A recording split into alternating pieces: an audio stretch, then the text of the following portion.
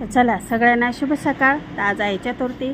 चतुर्थीच्या खूप साऱ्या शुभेच्छा. तर इथं तुळशी मातेला पाणी घालून घेतलं, सूर्यनारायणाला पण पाणी घातलं आणि मस्त इथं मिस्टर गाडी पुसत होते. मग हॉटेलवर आले तयारी करून, हॉटेलची साफसफाई केली.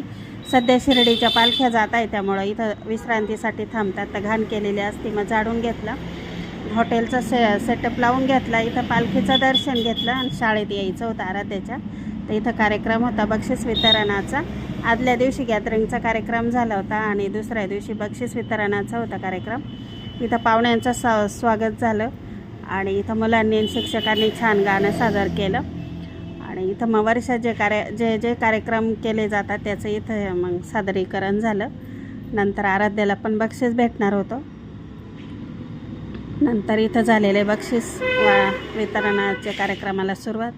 तर बघा पुढं आराध्याला बक्षीस भेटले. तर चला.